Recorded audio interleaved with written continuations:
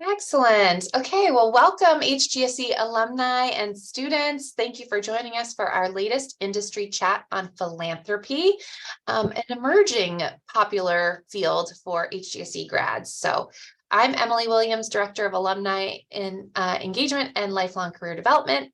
We are delighted to have you join us today. Before we get started, as always, I have some light housekeeping. So as you can see, today we're being hosted in a meeting style format. You are welcome to keep your camera on as you wish, or you can turn it off if you're eating lunch because it is the lunch hour here on the East Coast. That's fine too, but we do hope to have an engaging session. We'll also be recording today's session so we can distribute it after the fact. And so just keep an eye on your inbox for the recording next week, as well as a survey to let us know how you're liking these online engagements. You'll notice you're currently muted. We do ask that you stay on mute when you're not talking, but it will be interactive, as I mentioned, so there will be an opportunity to come off mute as we get started here. We'd love to get a sense of who's here today. Some of you, I think, have already done so, so please feel free to introduce yourself in the chat. Let us know your HGSE program, your graduation year if you're an alum, your expected graduation year if you're a student, program concentration, your current geography is always great, your current role for those of you who are alums, and maybe whatever brought you here today. Lastly, we do have closed captioning available. So if you would like to see the captions, click on the CC/live transcript button, then click on show subtitles. You can also turn off subtitles by clicking on live transcript, then click hide subtitle. And now I would like to introduce today's facilitator, one of our HGSE Alumni Council members and an EDM graduate of 2021, Leah Anyanwu, and she's currently a program specialist at the Lego Foundation in Denmark. Thank you, Leah. Thanks for the introduction, Emily, and also welcome everyone. It is such a pleasure to be with you for our fireside chat on philanthropy. I'm excited because I am joined with former classmates, current colleagues, and also new friends just to unpack the work that we do. And so let's get started. We're going to invite each panelist to introduce themselves, including name, graduation year, program, organization, and a snapshot of what your role looks like. So what does a day in the life of your role entail? And I'm going to hand things over to Pallavi. Thanks, Leah. Hi, everyone. I'm so happy to be here, and thanks for letting me know where you're joining from. So I did the International Education Policy Program at Huxley, and I graduated in 2018. I am currently working as a regional analyst in an organization called Porticus. It is a philanthropy based out of Europe, and it works in sectors such as education, climate change, society. As a regional analyst, my work is focused on making philanthropy effective. It basically means working on strategic investments, figuring out what our regions need in terms of how and what we should do more of or less of, doing a lot of monitoring, evaluation, and learning, and also embedding core themes of work such as meaningful participation, gender equity, social inclusion into our programs. Yeah, I think that's about it overall, and we can get into more later.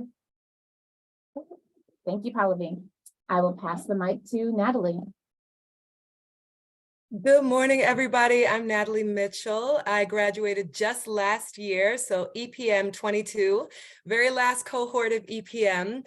I am a program officer in education at the William and Flora Hewlett Foundation, and what does a day in the life look like? There's sort of two versions. There's an in-office or non-travel day, and there's a travel day. The in-office days really look like a lot of working with colleagues to prepare and plan for upcoming events that we might have, meetings with grantees, Catered lunch, always nice when you're in the office. Travel days, on the other hand, are usually when you're with grantees. So we spend a lot of time traveling. Right now, that looks like about 40% for me. And my portfolio really is largely K-12. So I work on district transformation, student voice and agency. And so a lot of my work is really seeing districts in action, seeing organizations that serve youth in action, and working on youth justice initiatives. Thank you so much, Natalie. Aaron, over to you. Hi, everyone. Really excited to be here. My name is Aaron Morris. I am an early childhood program specialist at the Lego Foundation based in Denmark with Leah. I've been here for 4 years now, and I was part of the class of 2012, the Technology, Innovation, and Education program when it still existed. And yeah, a day in the life here. I manage a portfolio of partners in the early childhood space who are all, as Lego Foundation partners and grantees, working to integrate play-based approaches into education and learning environments for children across age ranges. But again, my focus is on early childhood, so working with partners on parenting programs, on pre-primary and preschool programs, who are all looking to increase the quality of that work. So a lot of engagement with those stakeholders, with those partners, helping them to hone and deliver on their visions for children around the world.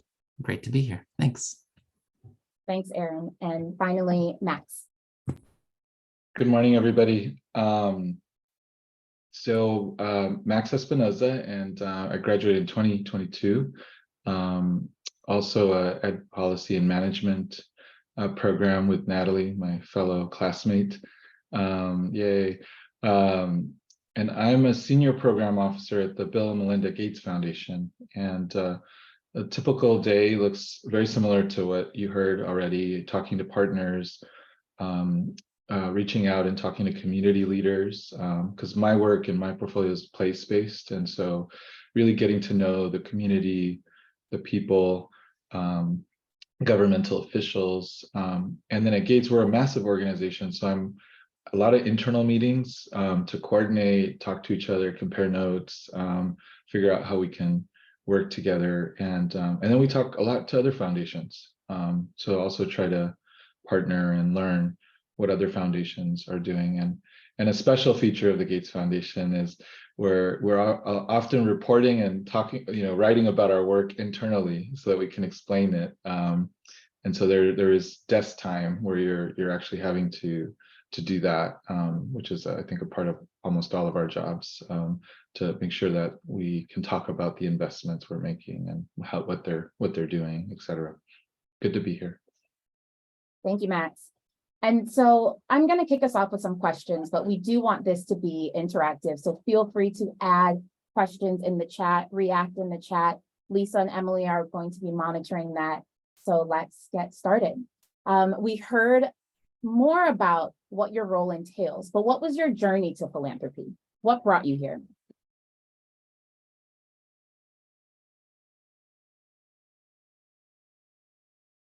Anyone can dive in.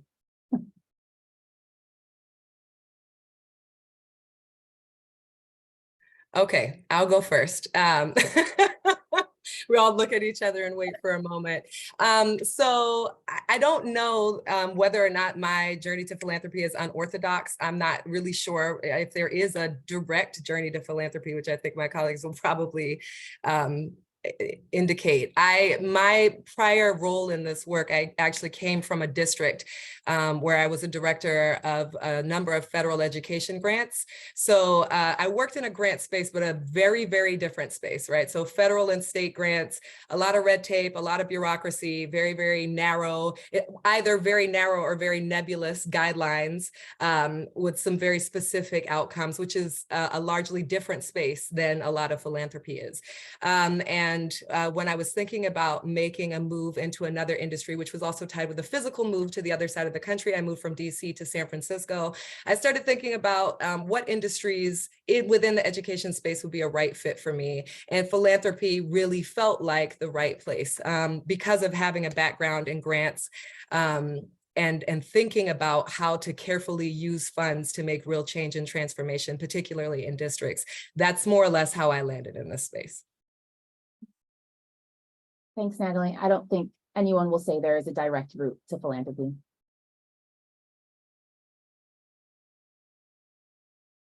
Yeah, I would just add to what Natalie said. I was just out there doing the work, you know, and it sort of just happened a little bit on the natural, I would say. I was not really expecting it. I was just really focused on the work that I know all of us care about. You know, work to improve educational systems, opportunities for young people and adults, and then, you know, in conversations, you know, you end up dealing with philanthropy here and there in your work. And then I think one of the big realizations I had is like, oh, philanthropy is out there doing stuff and it's actually impacting my work, you know, and so then you get to know these folks and maybe they get to know you or they hear about you, you know, because philanthropy sometimes is kind of in the back, behind the scenes, right? Like in the shadows a little bit. Unless you know these folks. So I wasn't really planning on it. I didn't wake up and be like, I want to be in philanthropy, like, which I think people should, but that's just not what I just didn't know that it was even a career. Right. So anyway, that's what I would say. It wasn't, at least for me, like Natalie, a direct line, you know. I would echo those comments. And so I was working on the implementation side of things, often as a grantee of philanthropic organizations like Max is describing, and was doing very specific work around families and communities playing together.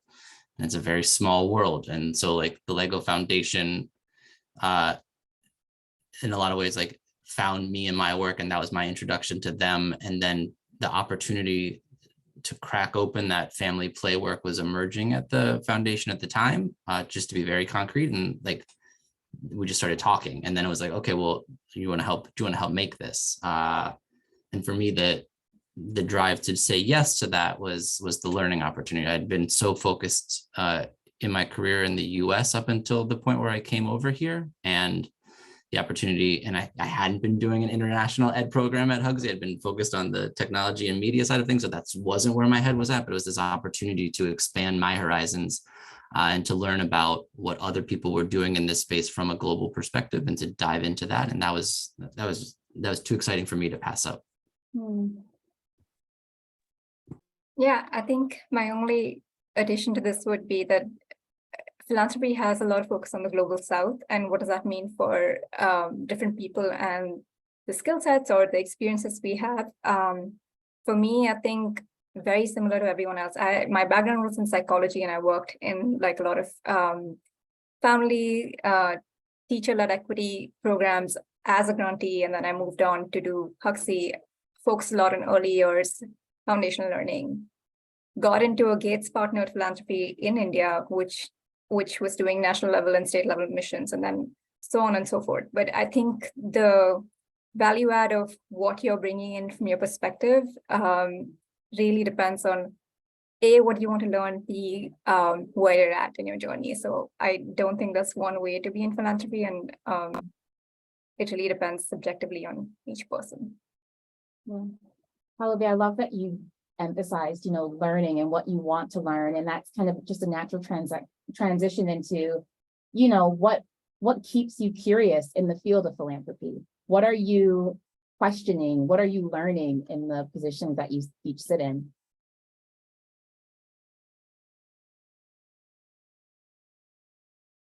I can go first since I started this. So given that I work in strategy and learning, my job literally entails doing a lot of learning across the way we invest, but also how do we, like, what are we doing in terms of approaches, new things, or what should we do more of or less of? I think the one thing that has been motivating for me is to understand how do we make philanthropic giving more meaningful and contextual. A lot of my work has to do with working with people who have lived experiences, understanding the privilege where we are coming from, and making these strategies focusing on meaningful participation. And given this role, I also have the opportunity to look at programs that are doing this really well. And also finally looking at things I'm curious about, which is looking at the intersection of climate and education or migration and education, which you would not be able to do otherwise. And I think this kind of just thrusts you into a space of innovating, iterating, and constantly talking to people, but also giving spaces to people who don't have a voice at the table. And I think that's really important and motivating. Thanks for kicking us off, Pallavi. Danubia, thank you so much for joining us. Do you want to just give a brief introduction, your role, your organization, and then your class at HGSE? Sure. HDP 2017, Human Development and Psychology, which merged with Human Development Education, I believe is what it has become today. It was the oldest program within HGSE. And today I work for the Boston Foundation. I'm the Early Childhood Program Officer. And I've been there for about 1.5 years, but since I've been in Boston for about 11 years, I've been engaged with different types of work and coalitions that were funded through the Boston Foundation. So we always felt like home. Thank you. And so back to this question around, what keeps you curious? What are you learning? Aaron, Max, what about you? I would just say, really building on what was already shared, like I've been doing this for 7.5 almost years. And I think the longer I'm in it, the more I am like realizing how we have to be so careful in philanthropy, because the money is like flexible in some ways, right? Tied to strategies that our foundations might have, but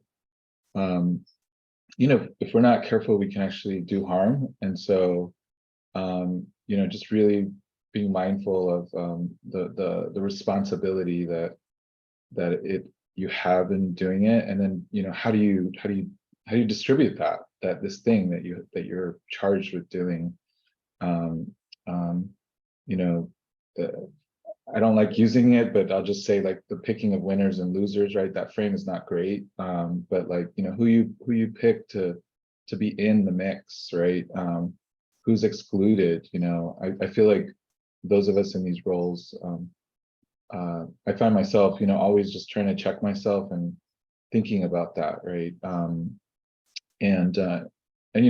It is flexible capital usually, right? But there are some strings. I don't think it's always no strings attached, but it's different than government money, right? Like which government money is audited. There's all these, oversight. There is oversight in our foundations, right? But it's just not the same as like governmental officials that are elected, right? Who are watching over the public dollars. So I think there's just the awesome responsibility that you realize you have in these roles, and opportunity, right? Like how are you going to use that opportunity? So that's just something I'm always wrestling with in this role and thinking about. Love that phrase, awesome responsibility. Nothing to add right now. So just don't want to like stop the momentum. And I actually want to add to what Max mentioned is I came to the Boston Foundation as a community member. I set out my career. I was a mom unhappy with the system. And I could whine all I wanted, but similar to what Lily Tomlin said is, I always wonder why nobody does that. And I realized I was that somebody. So the power that I bring to my position within the foundation has so much value. In addition to having the degree from Harvard, my lived experience speaks volumes. And the fact that looking at foundations, you are looking for a foundation that is actually aligned with your own values. Because when you come in here, you're not working for the foundation. You are the foundation. So if the foundation is not aligned with your values and what you care about, you're going to be frustrated. And this is where burnout comes out. I received an invitation recently to work for a foundation that was all about special needs and advocating for children with special needs. As much as I am a parent of a child with special needs and I care about, it's not my cause. So I would come in and try to derail the organization, and it would be a mismatch. So it's understanding the communities that you serve. And like similar to what Max said, is just where you are and where you sit is really being cautious, right? To be equitable and to really manage our own biases, because unfortunately is what philanthropy is known for, is to favoring those that have the most connection and have the most money to write their grant supports, to build their case. So how are you knowing the communities that we serve, leveraging those limitations and what you know on the ground, and being really intentional, because where we sit is a position of power to really go look, because it is our job as program officers in philanthropy to go look for those shining stars that or those unsung heroes and fund their work, and looking for sustainability, right? What is the greatest impact? And one of the things that has been really trending for us is looking at coalitions, like who are your champions? Who's moving this work with you? And being strategic, because what we're trying to do is, I don't like this word, but get the biggest bang for your bucks. But so what do we know is actually going to work? Is definitely that collective impact mentality, because we can have all the strategies, but it's all about that balance and alignment between your heart and your mind. And who do you serve? And what are your commitments? So that's definitely been something that is been a guiding star when I make my decisions. That's powerful. And the point around values and alignment, I saw this question in the chat. What is the role of social values in defining your organization's mission? Is the organization explicit about its social values, or does one have to infer them from your mission statement?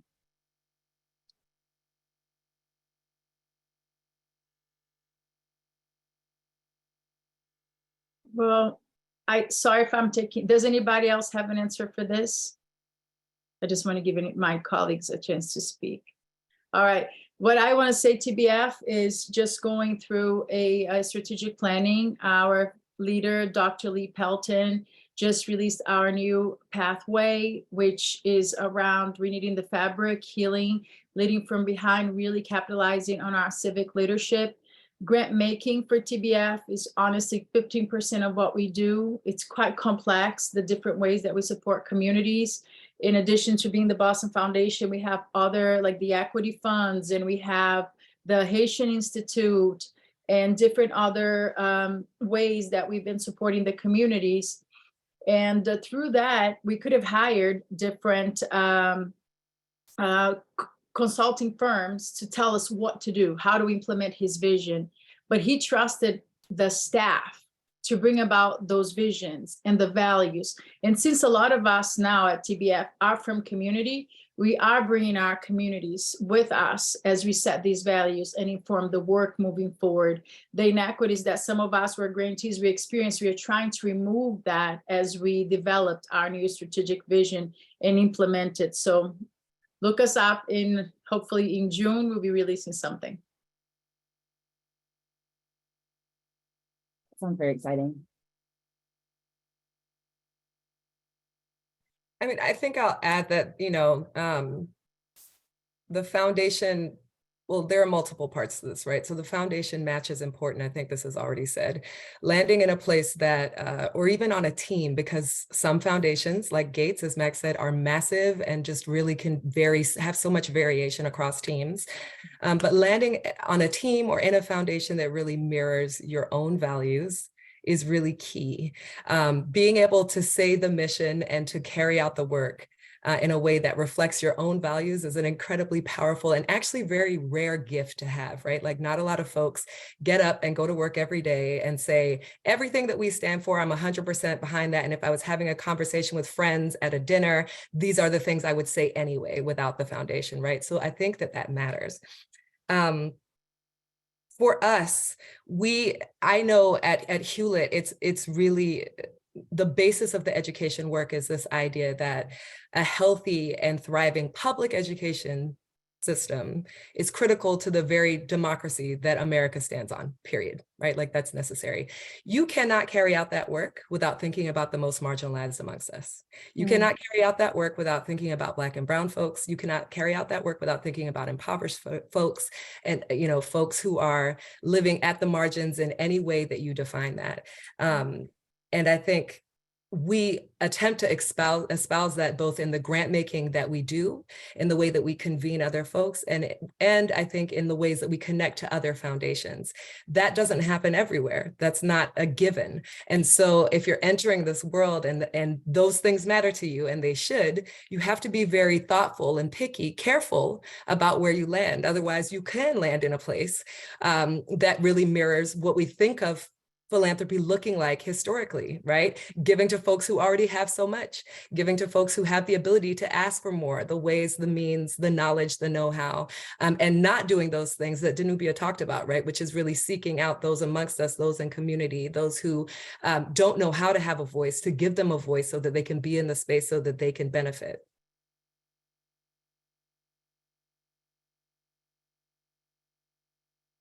And I want to add to what you said is sometimes in these positions, we come across some knowledge that can actually help the communities that we care about to debunk that deficit mindset, right? That scarcity mindset.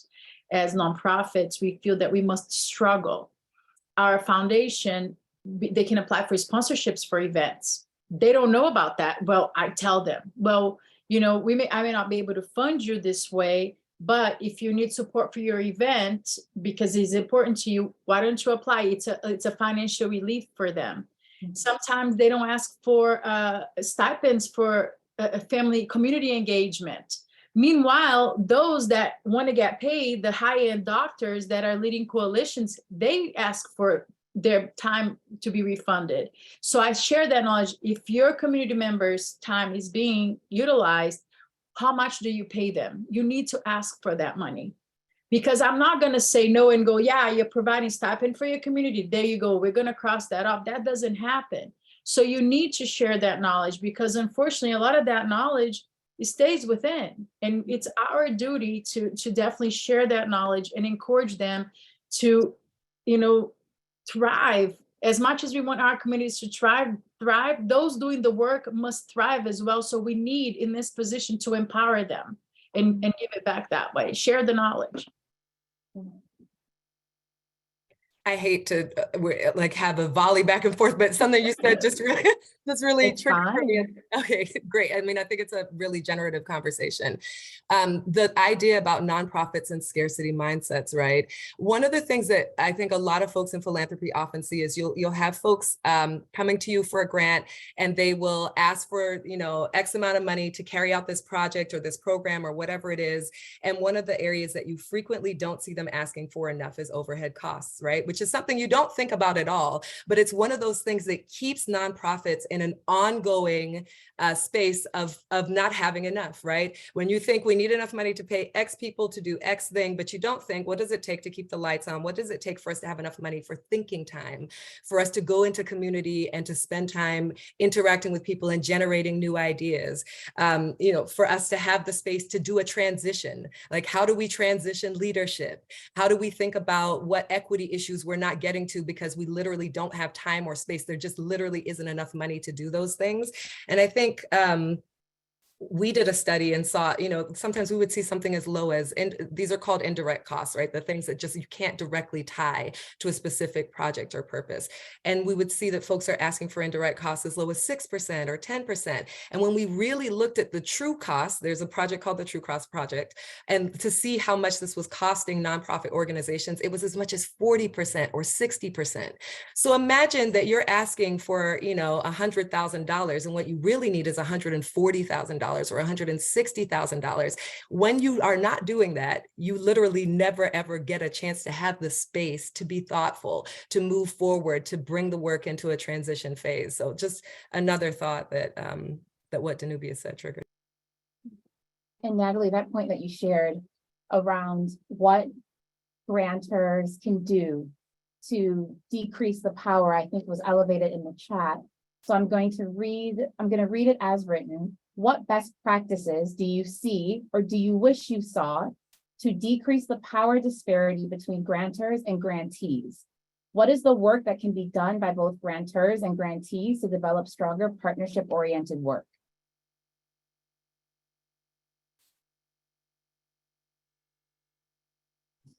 I'd build on Natalie's comments.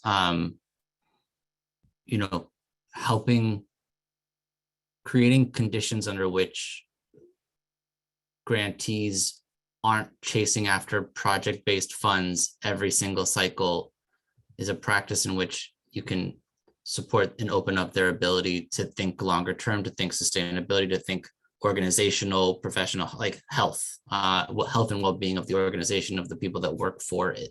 So the more that we can honor what Natalie was naming in terms of indirect or overhead costs and getting past that project-based funding mindset. At LEGO, we talk about, Leah knows this, but we've been talking about like, what does it mean to set up more framework and like bigger support, longer term agreements and grants with trusted partners. And there's questions about how do you figure out who a trusted partner is and how do you like develop a relationship to that point, which we could explore later. But that kind of work and that kind of funding to get past that, like it has to be, this is a 2-year project, and then like you're already talking about sustainability before you've even gotten started, and no one knows even like how to like manifest that under the conditions under which they're being funded, which is activity based. Like that's a broken approach.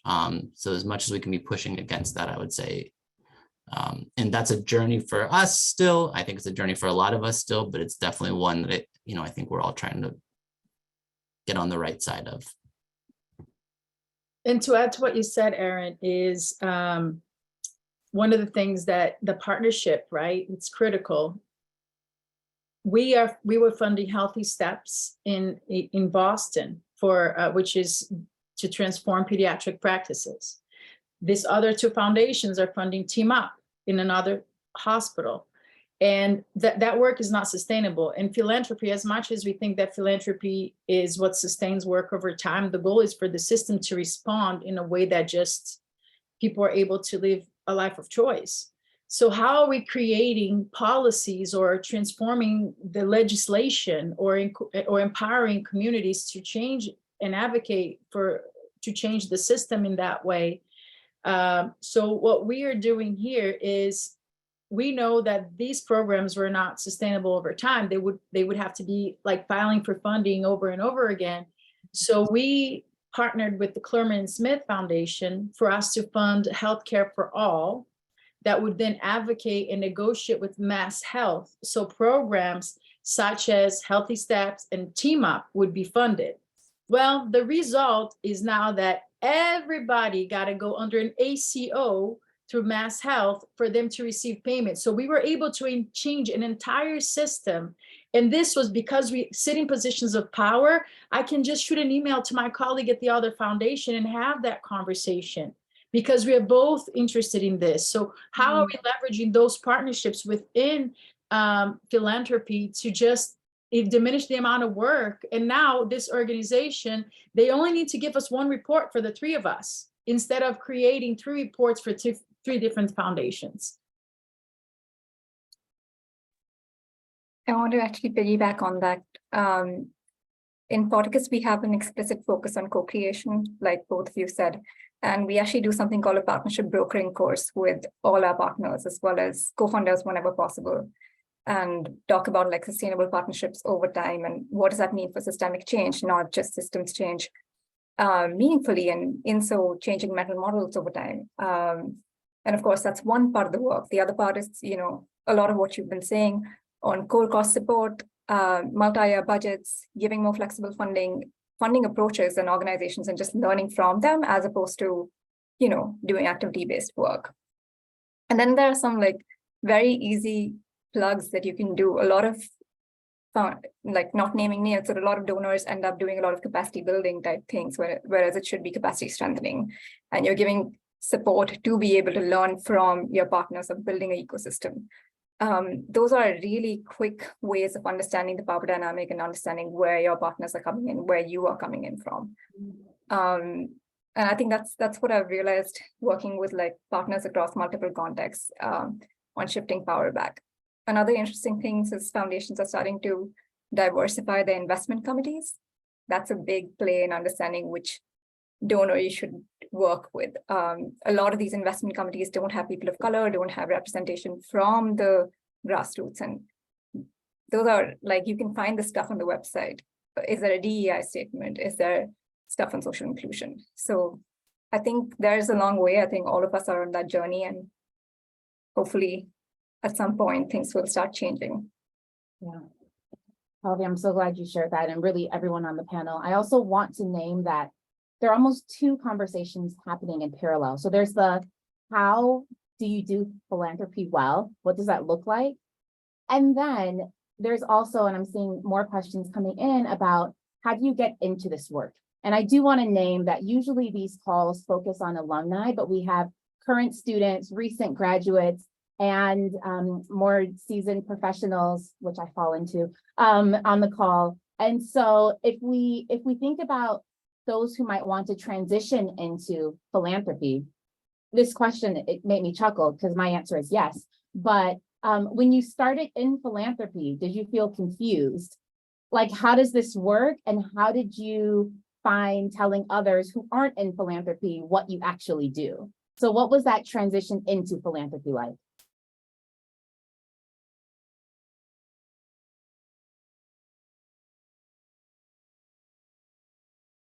Jarring, so jarring. I went from, a lot of us were on the implementation side of things based on the introductions. And so like, I went from that world of like always hustling for money and like trying to like sell this work to people that could help make it happen. And like on a project based, the way I described not wanting to have to do it, but like, that's how I had to do it when I was doing the work I was doing before I came over here, to like being in a world that like resources weren't scarce, and like it was just like, it was a real shock to my system that like all of a sudden, like I don't know who Natalie mentioned catered lunches, like just the idea of a catered lunch is so was like, that doesn't exist. I remember like a party where like you got a drink ticket for one beer to like going to a foundation. This is a silly example, but like a foundation event that had like an open bar, like that was the starkness. And like, yeah, and impossible to explain like what life was like to like family members or like friends that were like, what's this job? And I was like,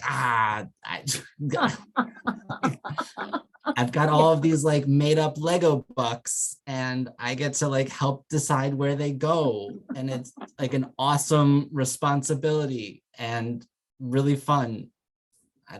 Yeah, it was strange. Yeah. If it helps you, Aaron, a relative of mine thought I worked at Legoland. I'm like, yes, I am turning the hot dogs at Legoland, because when people hear Lego, they're just like, oh, and so it is not easy to explain what we do. But to you said it's really fun, and it is actually shifting resources to organizations who are enabling learning through play for children who need it most.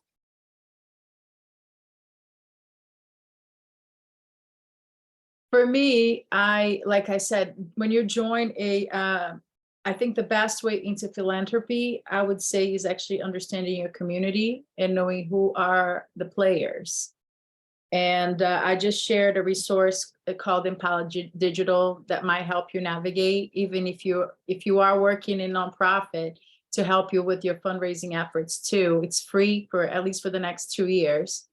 And for me, I knew about my position when the person left. We're part of the same network, but I was like, nah, it's not the time for me to enter philanthropy. And then people encouraged me, and I applied. And when I got here, I was just like, what matters to me if I had this job? Because I'm able to shape the job, and I make the cases. So I got to show up as my full self, especially now that TBF is in that critical move or transformational period. So don't be afraid of bringing the values that would help our communities thrive. Don't be afraid. And sometimes that is what's needed, right? That voice that really, really serves the community. My commitment, I'd say TBF pays for my paycheck, but I work for the children and families that I serve. That is, and that commitment to who are you serving, you got to keep bringing that to the forefront. Who do you care about? Why are you in this? I think there's plenty of people in the past that did this job that weren't thinking about those that were directly impacted by this. And one thing I learned at actually S40 at Hugsy is that those numbers are actual real people. So never forget that.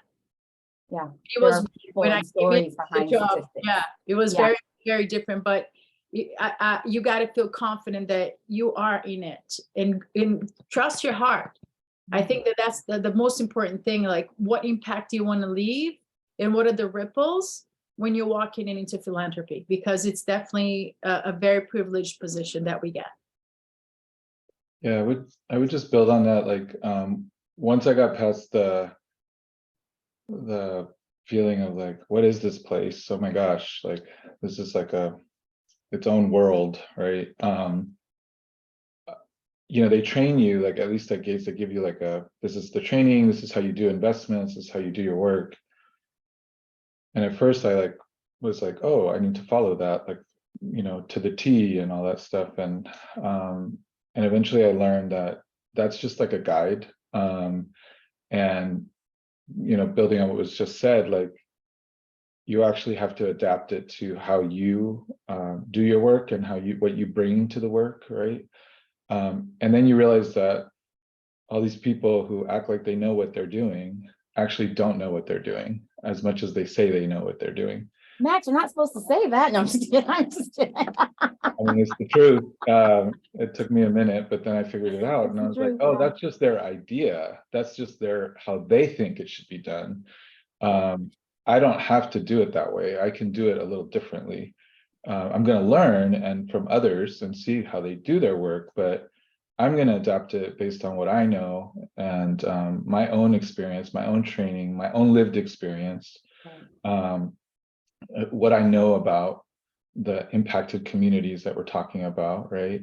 And not necessarily do it in this way. And there is some tension there, right? So just to be honest, like there's tension there because you know, we are dealing with a philanthropy that's, you know, established by others who may not necessarily represent the target populations that these organizations that we all work for are trying to impact necessarily. So they may not also know how to do it, right? And so I think that when I realized like, okay, everybody just has all these theories and ideas of how they want to do it, and I need to learn from that. I need to pay attention to that, but I don't necessarily need to be like trapped by that or like completely bound by that. And yeah, of course, there's rules and all that stuff, and I'm not saying break the rules per se, but to figuring out that, okay, like my idea is just as legitimate about how to do this as say the next person, right? Or even the leaders who are saying they know how to do it, because there's a lot of theories, and that's part of what you get to do in philanthropy, right? Is like test things out, like, you know, like be like, okay, this is how I think change happens, right? And then go do it and try to see if it works, and it might not work, right? And that's why you have to be careful about do no harm, right? I think that's really important.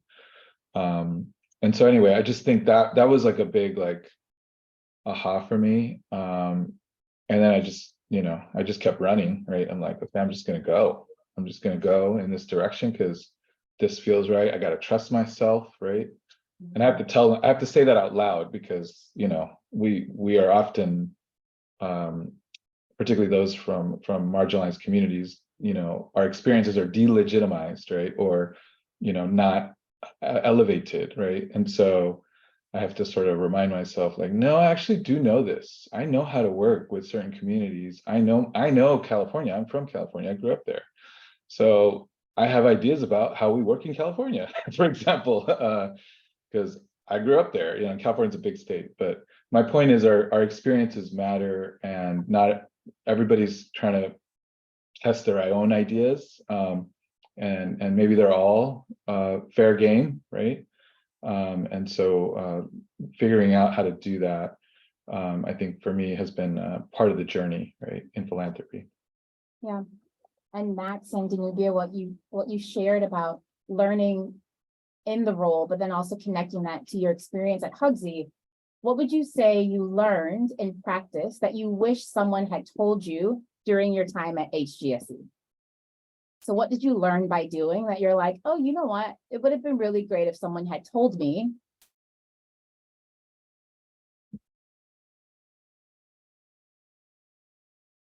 Well, I wish they had told me that having a Harvard degree does not open doors, especially in Boston. When I left, I was like, oh, a job is guaranteed. Woohoo, I'm going to make all this money.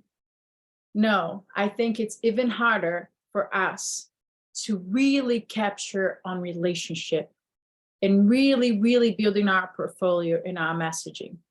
Being a Harvard graduate means nothing if you don't have a set of values, guiding principles, and strategies, lived experience. If you don't do the internal work to really be aligned, letting go of your biases, all of that work that is so important for you to be a leader, a transformative leader, the degree does you nothing. And it was a process that I had to go through. I was very fortunate that I was already part of the network, but I thought, oh, now that I graduated, I'm going to get a job just like that, paying a lot of money because I graduated from Harvard and I have this huge student loan. But no, I had to be humble to really make my way up and really get to know my community and manage that. Unfortunately, we get this enfant Harvard feeling, right? This privilege that we get and our eagerness to change the world. We need to really learn to manage that because it's not guaranteed and that relationship is still critical. I wish I had captured more on that and how to really manage my leadership and develop my leadership style. Because it's not just about changing the world, it's about how do you lead for change.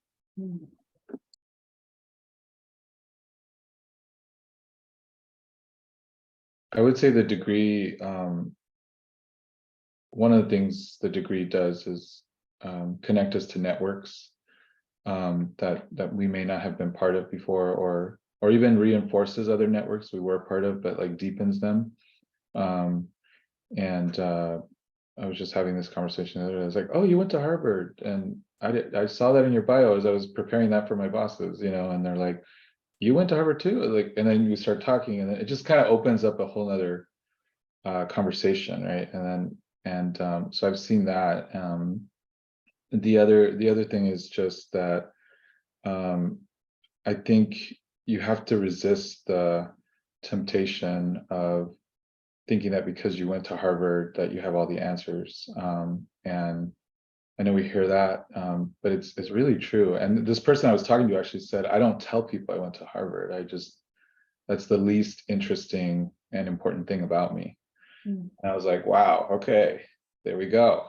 And he's like, yeah, because it's more important that I was a first gen and this and that, and I was like, okay, I see where you're going with this. I would still, the degree has power. I mean, there's no question about that. I think it's just like how we leverage that degree, right? In our work is really the question, and relationships, I think, one of the biggest things, and resisting the temptation to think you have the answers, because one of the things I took away from my experience is how much I don't know. And more humility. Even I thought I was already humble. And I was like, man, I'm even more humble now. So I listen differently. I ask different kinds of questions. I hold educators with such care now. I did before, but even more so now, I would say, like precious beings, who are doing really amazing work. And so anyway, I think there's a lot there. Yeah, the power of relationships is definitely one. And then also, how do we learn to change the world with humility, right? It's not just about going out and flexing how much you know, but there's so much work to be done with people, so much learning to do and unlearning sometimes. And so if you were to give one piece of advice to someone who wants to enter the sector of philanthropy, what would that be?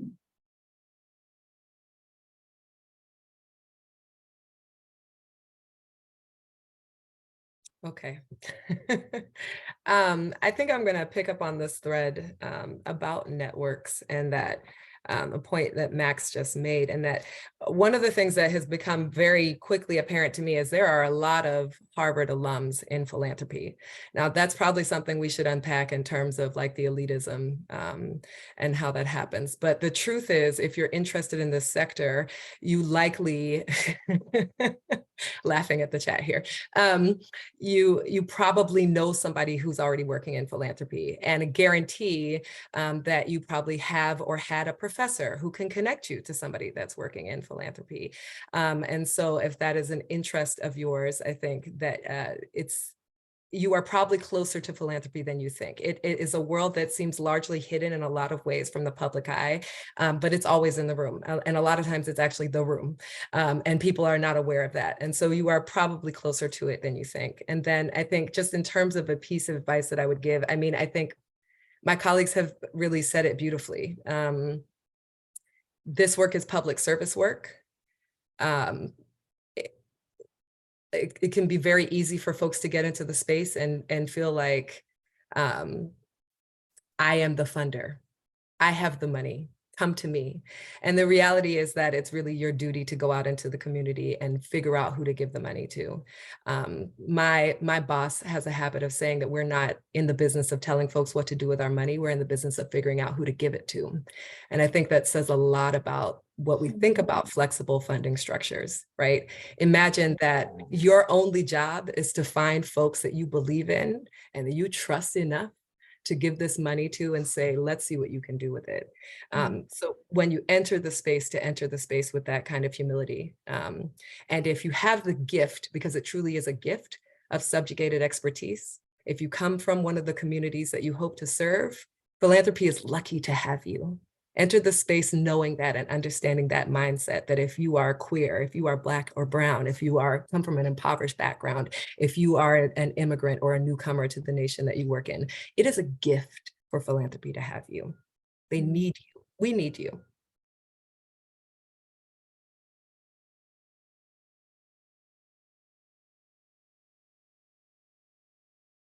Yeah, Natalie, there are a lot of heads nodding and just, I think people really affirming what you shared. One, this is public service work, and it is a gift to be in this position. And so I have the unenviable task of trying to figure out how we conclude when we have so much brilliance on one call. I'm already looking at Emily like, can we do a part 2? Because I've tried to capture as many questions in the chat as I could, but this is a conversation that will continue. But I'm going to ask each panelist, if we have our final 5, each of you have 1 minute to share your final word of inspiration, advice, takeaway, whatever it might be. Build off of what Natalie said is we need to get out of our heads that philanthropy has the answers and really trust that the communities are the architects of their own solutions. One of my guiding principles is how do you know you'll be successful? Is because I'm going to ask to the community members about this. The community will help inform. So, and then in seeing that, I'm very fortunate that I've been in Boston since 2016, and I know everybody, right? Because I was a community leader for so long. And to see organizations that actually have a parent with me that were complaining about the school system in a leadership position, and to see more and more of that. And honestly, I was probably the only few parents in a lot of those rooms, and to encourage other families and actually bring that message, the importance, if you're trying to be equitable, you need to have the community at the table. Honestly, sometimes it's like, excuse me, move, let's put a community member here and really capitalize that power. If the community is not present, you bring the community along, you're funding to have community voice, you're providing stipends for community. I think that for me, that's one thing that we need. If you're really trying to be equitable, if you're really trying to change the world, we need to allow those that are living in poverty to be aware, because change comes from awareness. And then they will be able to heal their own communities. I have no power. Each and every person does in their own community. And that is something that, you know, that I feel that we always have to remember. And sometimes I need to remember my colleagues that the community can solve their own problems if we equip them and provide them with the resources and opportunities to do so.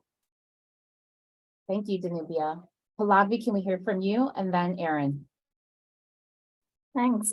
I think I'm going to start slightly more personally. I was an international student at Huxley, and I was just so obsessed with applying for jobs in the US, and I realized, and I echo anyone's sentiment who is not a citizen, that I did not realize my career trajectory. I was more or like what I really wanted to do. I was so focused on getting a job. And I think this journey of moving between philanthropies, but also a personal journey of like honing my own skills, figuring out what I believe in, moving into a philanthropy that says things like lived experiences or meaningful participation, has really taught me a lot of what everyone has said, that you're not going to be the expert. You're going to be an advisory. You're going to be a linker, getting the right people on the table. I have learned a lot. I have met a lot of people working in international contexts, working in communities I really did not ever think I would meet. And I'm very grateful.